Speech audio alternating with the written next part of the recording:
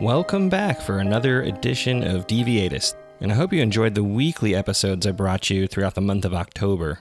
This week I've got a very special guest. I recently heard her on the History Goes Bump podcast, where she spoke about one of the oldest cities in Texas, which is Galveston. And what makes Galveston particularly interesting is the number of hurricanes that have come through and caused a lot of tragedy there, along with some yellow fever epidemics.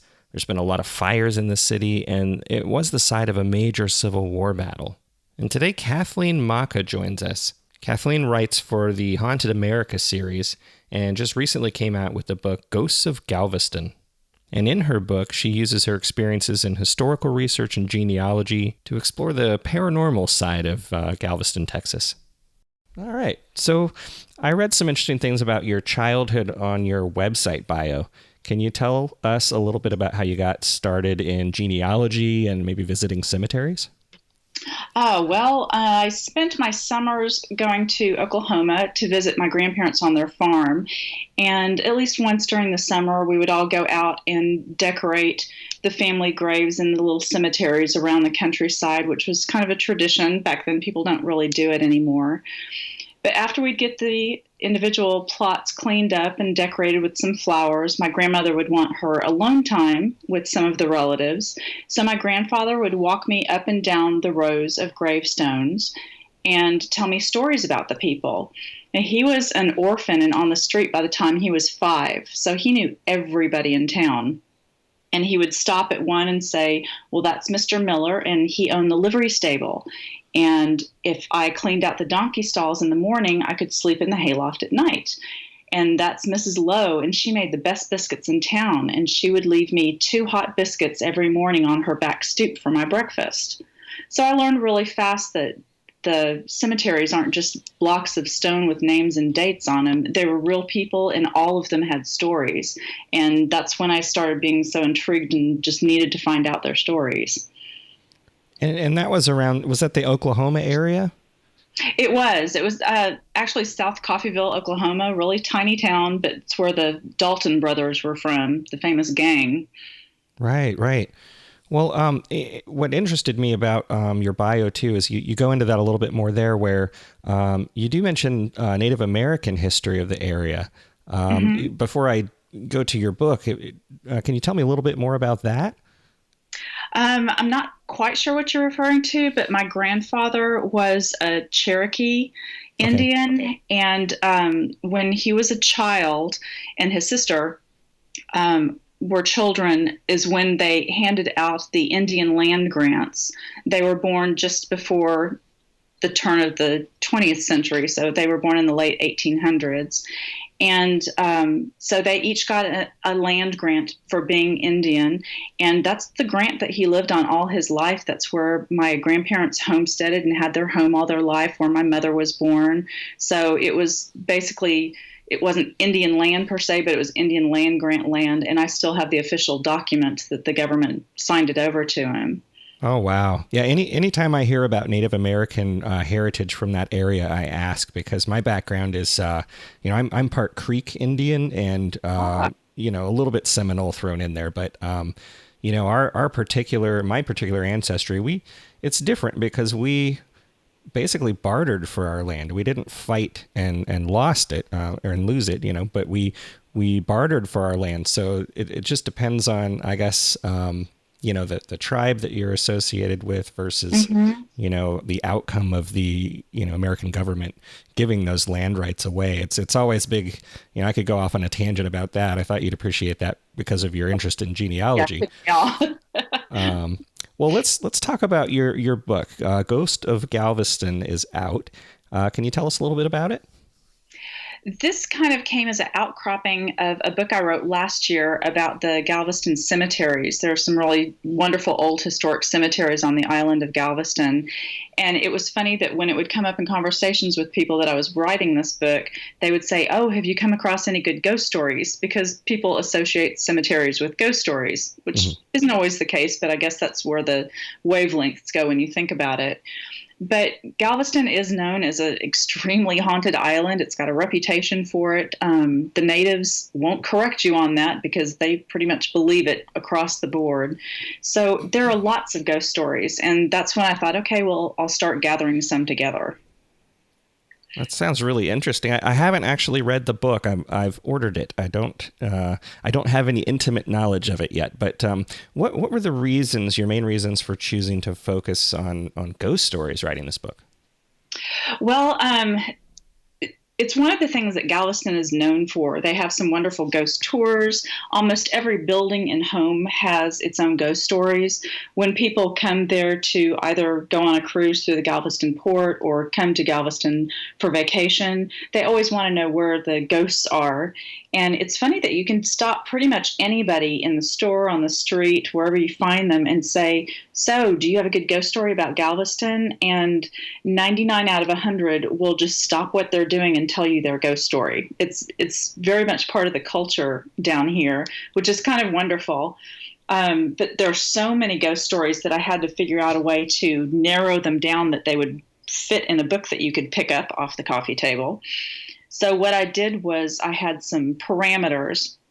And one of the things I thought was important was that any haunted location still had to exist. The house still had to be there. The business still had to be there, so that if people were reading the book and wanted to see the building for themselves, they could. And the other thing was I needed to find some kind of concrete evidence. Being more of a historic researcher by nature, I wanted to find the police reports or the newspaper accounts that the events they're saying happened actually happened. So that was a good way to weed out some of them that are a little bit more folklore than actual ghost stories. So we got it narrowed down to probably a little over 40, and that's what we included in the book. Now, when you say you're going to police reports and things like that, are those things that are publicly available in like local libraries? Well, actually, you can go to the police station, to the courthouse. If you go to your county courthouse, you can go through court records for old cases, even over 100 years old, and they'll have quotes from the policemen that were involved in the case. You can read the court proceedings for famous murder trials. It's time consuming to locate them, but it's really fascinating to get into. And it kind of puts you in the spirit when you're opening these huge logs and you get that musty smell in the old script writing. You feel like you're right back there in the middle of what's happening. Right. I bet it gets you kind of a sense of nostalgia. It does. It does. It's a lot of fun. Well, have you ever had any sort of paranormal experiences in your life before or while conducting research for this book? Not while I was conducting research. There are several places on the island that you sense there's something there. There was one house that I was a docent for a couple of years, and we used to have experiences there, but the owners of the home don't like it talked about, so we don't talk about those experiences, but they were pretty blatant. But just about anybody you talk to can tell you what's going on. There's a old business district right near the port called the Strand, and if you go in any of those shops, they will tell you ghost stories until you just say, okay, enough, because there are so many incidents that happen tied into the Strand, and the shopkeepers will come in the morning and they'll have things that were neatly put on their shelf piled in pyramids in the middle of the floor when nobody was in there at night, or things hidden that they don't find for 2 days and they come in the fourth day and it's sitting right in the middle of the counter by the register. They're very playful spirits, most of them. Wow, that would be compelling to me.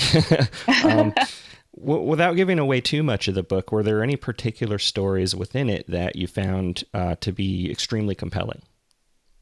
Well, a lot of them relate to the 1900 storm. There was a hurricane in September of 1900 in Galveston, and it still ranks as the most devastating natural disaster in U.S. history.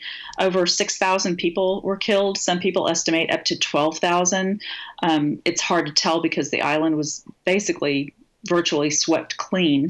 But there were a lot of bodies to deal with, obviously, and some gory but interesting stories having to do with that. But during the storm, people were wherever there was high ground or some of the few brick buildings. And back on the Strand, on one of the top floors of the Hutchings-Sealy building, which was a big brick bank building, a teacher was on the top floor. And during the middle of the hurricane, when the water had come up to the top floor, she balanced on the ledge outside of the window and pulled people in through the window. Now, some of the people she pulled in were already deceased, so they were stacked to one side of the room. And some of the people she pulled in were still alive, so they were laying on the other side. And they were pretty much trapped there for about 3 days because of the situation and debris, and they were disposing of so many bodies, and they shipped them all over to the Strand. But she stayed there for 3 days nursing the sick until she became ill herself and died. And she and a little boy are very active in that building. They're seen full-body apparitions and felt all the time. The little boys are very mischievous. They're always pulling pranks. They love to go in the ladies' room and wait till someone's in there by themselves and then slam all the stall doors. Oh, geez. It's kind of fun. You wouldn't want to jump if you were in there. But, there's some really interesting stories, but people look at the staircase all the time and see her coming down the staircase or see her looking out the window where she was. It's touching and interesting at the same time. Now, is this a place that anyone can go and just visit today? Absolutely. The Strand District has been restored. They're beautiful old buildings. The downstairs of most of them are businesses, and the upstairs of quite a few of them are loft apartments. So you can walk into the Hutchings-Sealy building. You can walk up the staircase that she would have walked up to before she passed away. The downstairs of most of those buildings that were businesses back then as well, of course, were totaled during the hurricane. They were stripped of their contents.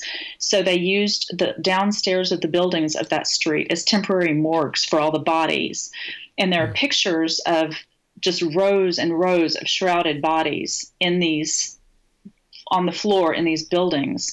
And some people see shrouded bodies, in the reflections in mirrors in the buildings. Mm-hmm. One of the buildings, people see bodies floating near the rafters of the ceiling where the water had come up and, killed some people and pinned the bodies against the ceiling. And they'll be eating dinner in this restaurant and they look up and they actually see the bodies floating near the ceiling. It's pretty incredible. Yeah, I would imagine. Do you find that most of these stories are more like sightings where they seem to be more along the line of like a residual haunt, or are there more intelligent and even maybe malevolent spirits there? That's a really good question. I think there's a good mixture. Out of all of the stories that I had gathered together for this project, I only actually found 2 malevolent hauntings, which is pretty good percentage-wise. Most of them are very friendly. They seem to watch over the properties and the people there. But there are some that seem to be residual hauntings, which is kind of like a recording that you see of something that happened in history, whether it's an energy imprint from that time period. But when you see, maybe you see somebody walking down the stairs, and that's when the only time you see that person is walking down the stairs about the same time, I would think that was a residual haunting. There's a large Civil War battle called the Battle of Galveston, and most of the men were stationed on the Strand again. And many Confederate soldiers were seen going up and down the street or up and down stairs. And I see them probably as more residual hauntings. Mm-hmm. There is one Confederate soldier that sits on one of the balconies with his legs through the wrought iron railings and swings his legs and watches people go past. And that doesn't seem to be a residual haunting. But I think there's a good mixture, actually. Okay. And for the malevolent ones, usually those are they tend to be more rare, although TV would have you believe otherwise. Isn't that the truth? Yeah. Can you give me any details about those? Let's see. There is, again, on the Strand, there's a little store front that the ground floor is one of those places where you go have the old-timey photos where they have the props and it looks like you're having an old-time photo made. Mm-hmm. And the same family owns the entire building, which isn't always the case. And they use the second floor for storage, but the third floor is empty. And even the owners do not like to go up there. because things have been thrown at them. They feel threatened the minute they walk into the upstairs. And even the employees and the owner won't even go on the third floor. They've had people go to fix pipes when things happen, and they've had workers come back down and say, nope, no thank you, call somebody else. Wow. Well, kind of thinking about the local life there, do you find that the community has more adopted this as kind of like maybe a tourist attraction or something to kind of drive people there, or are they more standoffish, or somewhere neutral? Probably, I would say neither of those. I think ghost stories in general are part of the true culture of Galveston and people that live in Galveston. If no tourists ever came, the locals would still be telling each other their ghost stories and what happened. Because people visit and they hear them, I think there's been a little bit of a tourism outcropping of the Galveston ghost tours. I think there are 3 companies. There's one that's especially good. But, that's only part of it. This is actually one of only 2 books that's ever been written about the ghosts of Galveston, which if it were more just a touristy thing, I think there would have been a flood of them because, if anything's good a little bit, it's better a lot. Mm-hmm. But I think it's more just the part of the culture of the island. Okay. Well, I often hear of ghosts being attributed to deceased relatives as being, mainly the cause of the hauntings. But in your genealogy research and all the research you've did on Galveston, I guess I'm trying to figure out how to ask this. Have you found any correlation between possibly how someone has passed away and the presence of paranormal activity? Let's see. Well, the storm deaths, I think, caused a lot of them because they were so violent. It was shocking. They had no idea there was a hurricane coming because there were no warning systems back then, of course. Mm-hmm. So it was very tragic. And I think a lot of the more tragic hauntings on the island still date back to that. Other than that, it's funny. I write for a local magazine and I do a lot of history pieces. And some of the history pieces are just incredibly violent or sad deaths, but there's no ghost story to go with it, which is kind of interesting. In fact, I went through my files and thought, okay, all of these things that I've written that, so-and-so had this horrid death, surely there's a ghost to go with it, but there isn't. It's very interesting to me because you would think that somebody at least would have made one up, but it doesn't seem to be the case. Now, have you ever been tempted to maybe partake in a paranormal investigation yourself? I have been ghost hunting in Galveston. A couple of the guys from the Ghost Hunters show came down and did an investigation at one of the houses that I used to docent at, and I couldn't pass up that opportunity. So I went down and did an investigation with them, and that was a lot of fun. It was great. We had some great results. And the Historic Foundation in October every year opens up one of their homes that's notoriously haunted one night a year, and they invite people. You have to pay to come in because they don't want an overflow of people, but you can actually go in and they give you free reign of the property to go in the rooms. You can bring your devices with you, and it's a lot of fun. And where is this? That's at Ashton Villa. It's right on Broadway. It's one of the more wealthy families in Galveston history owned it. And 2 of the daughters are supposed to haunt the building. It's notorious for being haunted. It's a beautiful Italianate Victorian home, and it's not on tour anymore because it was so damaged during Ike, and they've repaired it. They just don't have the funds to reopen it. But they do reopen it for special occasions or for parties, but they open it once a year so that people can come in and do paranormal investigations. And they'll usually have someone like there are a couple of psychics from Louisiana and North Texas that come in, and they'll have them on the property in case you have any questions or to see what they see in accordance with what you see. But you can basically, if you want to go upstairs and sit in a room all by yourself and do your own readings, you're allowed to, which is really fabulous. Oh, that's great. We're actually looking for things like that locally here in the San Diego area, and it's so hard to find. It is. It is. I totally understand the historic society's fear of protecting their properties from people who get a little bit overzealous with their ghost hunting. But I think what you have to do is gain a trust and find a happy medium with a limit to the activity that can go on in a historic property. Right. Well, you may have already answered this next question, but if I were to visit Galveston today, I've never been there before, looking to have a paranormal experience, where would be the top place you would recommend I go? Well, I'm going to have to say the Hotel Galvez. It's right on the seawall. It's a beautiful hotel. It was built in 1911. It was part of the rebuilt island after the storm that they were going to be great again. And it's just a gorgeous hotel, but it has several famous hauntings and people have experiences there all the time. I know I did a book signing today and I talked to a lady that used to be a housekeeper there, and another gentleman came in and he used to be a barkeeper there. And of course, everybody wants to share their stories with you. And I'm always just happy to hear them because they're fascinating. But there are children that haunt the hotel. There's a nun that haunts the hotel. There's a bride who committed suicide that haunts the hotel. So there are any number of entities that you might have interaction with. And the fun part is the hotel they do ghost tours, I guess, once or twice a month all year long because people wanted it so much. They just decided to start doing them more often. Mm-hmm. But even if you want to do it on your own, the Hotel Galvez has a free app that you can download.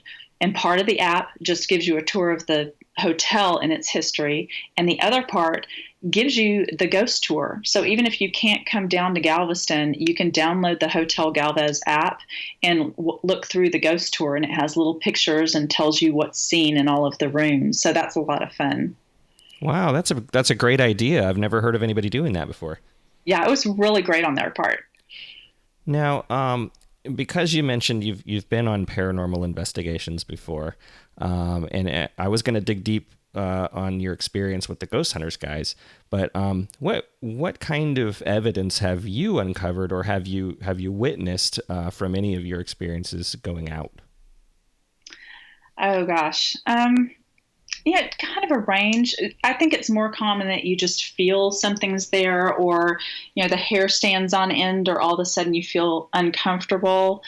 I've never heard a voice. When I was in college, one of my dorm rooms had a full body apparition, and she never did anything. She would just look at me every once in a while and go away.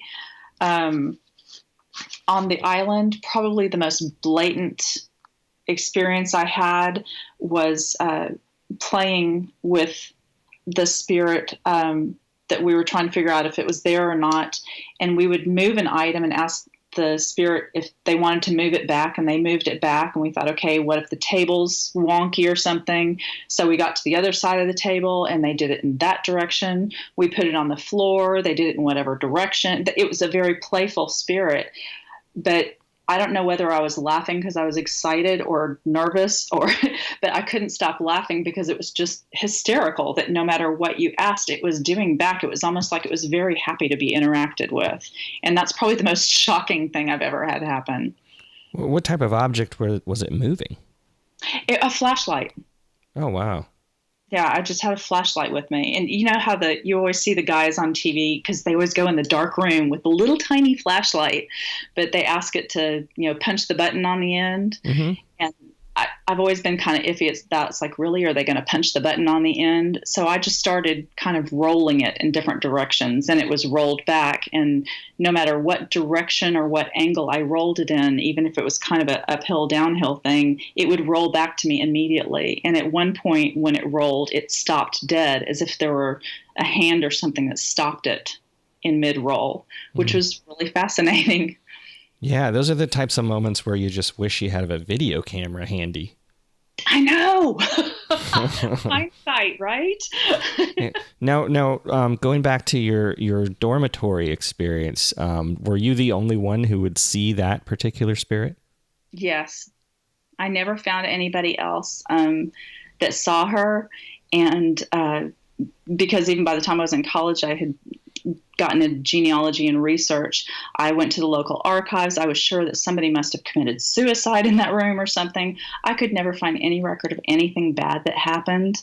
But I can still to this day picture her, and I can see her dress, and it was kind of 1940s style. The dorm that we lived in was built in 1901, so it was an older building. And I could only see her in the mirror, oddly enough. Wow. It's interesting that you bring in the genealogy research. A lot of people, I wouldn't think that they would go too far in researching just maybe what they could find in their local library. But what kind of evidence have you ever found in relationship to a haunting or, some kind of paranormal investigation that coincides with genealogy? Well, I mentioned that was one of the parameters I used to narrow down the stories for the book. Right. For example, I had heard for years and people know his name. They know his name is William Watson, and I thought they have to be making that up because it's an alliteration and it's too much fun to say. But they said, oh no, he was beheaded by a train. He was playing on a train and he fell off and got beheaded. And I thought, well, I've got to figure out what this is. And it was actually pretty quickly that I found the newspaper accounts of his death. It was William Watson. He wasn't playing around on a train. He was here from New York. He had a wife and daughter, 1-year-old daughter back home in New York. And I have the police reports of his death. I know what color underwear he's wearing. They were so detailed. It was incredible. But he was beheaded by a train. He was had a little bit too much fun in one of the bars on the Strand and wandered in the path of a train, was hit by the train, and somebody found his body later, but they couldn't find his head anywhere.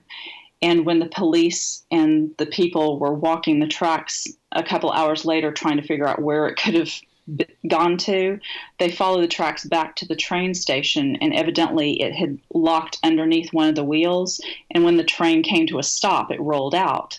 And he actually still had his derby hat pulled tightly on his head. Oh, wow. But you can read the police reports of it.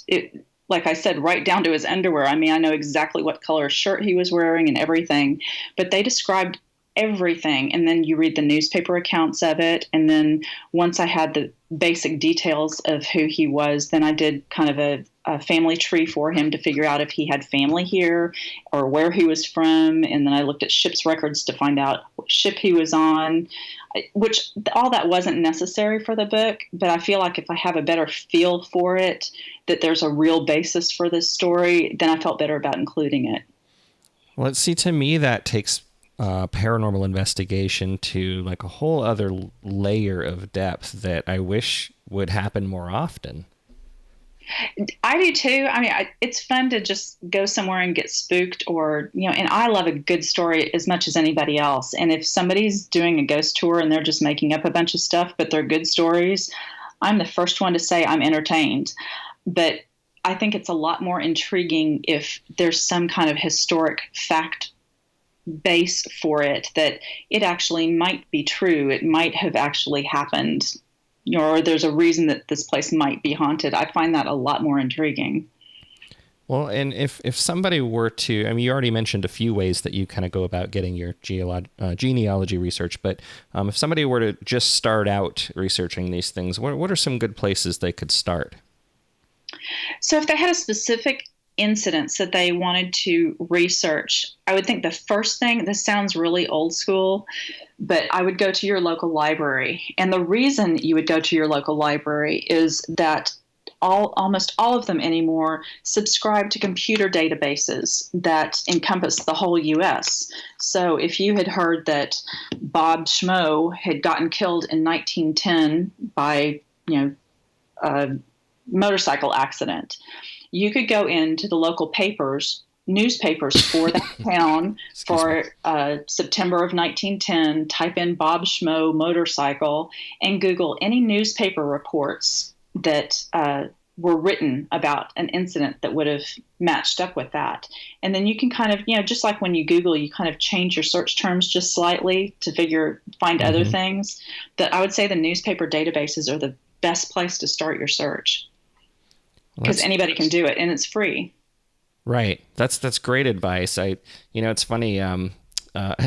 We all got the Dewey Decimal Lecture in elementary school, and I think very few of us actually go to the local libraries. I do now because we get my kids there, but there's a wealth of information there about, especially locally, and I really wish I had the opportunity to go to some of these places like Galveston, and if I'm reading about something, or if I watch a show about something, you can find so much more at that local library than anywhere else. Well, definitely. And there are little local archives that are gems. The big library in Galveston, which is old itself, and it's actually haunted, and in the book as well, has a wonderful center called the Galveston, Texas History Center. That's an archive that people can come work on their genealogy. They have photos dating back to the beginning of Galveston. And, there might be a mishmash of things that you never knew existed. They have phone books for every year back to, the 1800 and something, or whenever the phones were invented. They had address books before that. But it's amazing the things that you can find just in the local libraries. And some of the libraries that don't have archives, if you ask the librarian, a lot of them have boxes of stuff, quote unquote, that they'll let you go through in that back room that nobody goes into, and you can really find some gems. Wow. Well, I look forward to doing that very soon on any of my local things here that we're looking into. But can you tell us where we can go to find your book? Amazon.com is the easiest place to get it. And it's just called Ghosts of Galveston. And Amazon always has it in stock, so that's probably the fastest way to get it. Well, and you've got a great blog. I've read a few of your blog posts, and can tell us where we can follow you and learn about any of your new and upcoming projects and or blog posts. Okay. My blog is KathleenMaca.com. Isn't that so creative? It's Kathleen Maca all together, so it's really easy. On Facebook, I'm author, Kathleen Maca, and I keep all of my upcoming presentations and book signings and things like that on there. But I also put a lot of history. When I'm in the middle of researching, I'll share some things that I've found or uncovered on my Facebook page as I'm finding them, which I think people really enjoy. So those are probably the best things. I'm on Instagram as well, Kathleen Maca, again, very creative. Twitter, Kathleen Maca. So I'm sensing a pattern. Okay, that's probably where you're going to find a list of my contacts. Okay, well, I certainly look forward to reading your book, and thank you so much for joining us. Thank you, Jeremy. It was a lot of fun. I appreciate it. Just want to send a huge thanks to Kathleen for taking some time out of her day to talk to me about her book and some of the experiences she's had while doing her research for Galveston. And as usual, you can find the show notes at deviatus.com/Maca. That's M-A-C-A. So guys, if you didn't take a moment last week to go through and answer the survey I posted, I am really interested in your opinions on some of the things that we caught with that spirit box. I'd really enjoy it if you went and checked that out, and I'm going to post a link to that survey in the show notes for this episode as well, just as a reminder to go back and check those out, even if you don't want to fill out the survey. This one has quite a few more questions than the last one, but it really should only take a few minutes of your time. Let me know if you can listen to the audio, and let me know what you hear, if anything. I'd also like to know your opinion. The SB7 Spirit Box is highly controversial, and I'm assuming as an audience of the paranormal show like this, you would have some kind of opinion on that kind of thing. So let me know what you think. And once again, thank you so much for listening. Your feedback kind of keeps me going, so keep that feedback coming. I'm happy to provide this show for free at no cost to you. You can subscribe at iTunes, just search for Deviatus. Again, I'll have another link for that in the show notes, but rate and review, please. I depend on this kind of feedback for success. And go check out Kathleen's book, Ghosts of Galveston. It's on Amazon right now. If you end up picking it up, let me know what you think about that as well. You guys have a great day, and thanks again for listening.